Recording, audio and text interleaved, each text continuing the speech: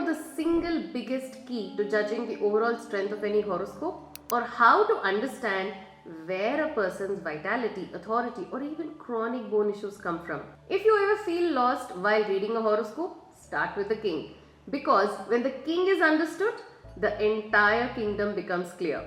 Sarvebhyah namaskaraha, I am Archana Murthy, a professional astrologer, and welcome to the Graha series on my channel. Today we are going to talk about the most important force in the cosmos, that is Surya. But he isn't just some bright ball in the sky, he is Atmakaraka. Surya is the king, a life giver and core to our identity. Surya is one of the Navagrahas in Jyotish Shastram, and yes, our ancestors absolutely knew that Surya is a star.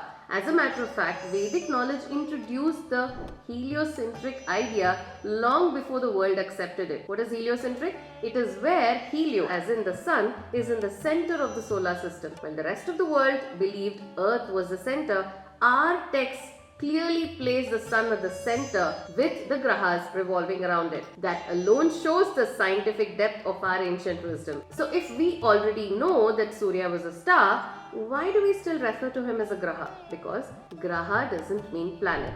A graha in Sanskritam is anything that seizes, influences or affects us. Any celestial force that shapes human life becomes a graha. That's why only 9 were identified, because only 9 truly influences us. That is why Surya and Chandra are included. Let's now understand why Surya holds the king's portfolio. Surya is the indicator of your inner being, the Atma. He governs your soul's direction in this lifetime, your self-esteem, dignity and inner glow, your energy, well-being and vital force, courage, clarity, consciousness, ambition and determination. You always walk with confidence when the sun is strong in your horoscope. When the sun is weak, it shows in your self-worth and your energy. Think of the sun as the king in your chart. A king shapes the destiny of his kingdom. Similarly, Surya shapes the destiny of your identity. He shows your drive to shine, to stand tall and to fulfill the purpose you have brought into this life.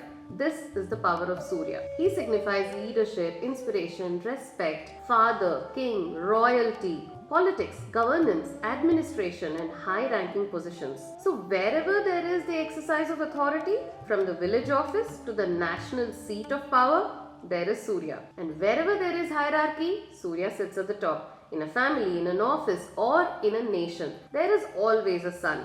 Being of a royal nature, he naturally signifies dignity, visibility, honor and high status. The classical texts give a very clear picture of Surya's nature. Surya is described as Satvika, pure, bright, noble and naturally hot in temperament. He belongs to the Agni element, is masculine, stable in movement and rules the east, the direction of new beginnings. Gold, the symbol of royalty, and copper fall under his domain, and the prescribed gemstone for strengthening the sun is the ruby. The description in Bhava Manjari is great to read. Sun represents Chitta Shuddhi or absolutely pure mind. Mentally, Surya provides moral clarity, straightforward behavior and purity of mind. Surya is that inner voice that tells you what is right, and that is why he also represents the gut, the digestive fire, the Jataragni. He intellectually brings decisiveness, wisdom and the natural ability to take charge in any situation. The sun lights up your highest potential, commanding honor and respect for yourself in everything you do. Surya's influence really reaches into every small detail of our physical body and material world.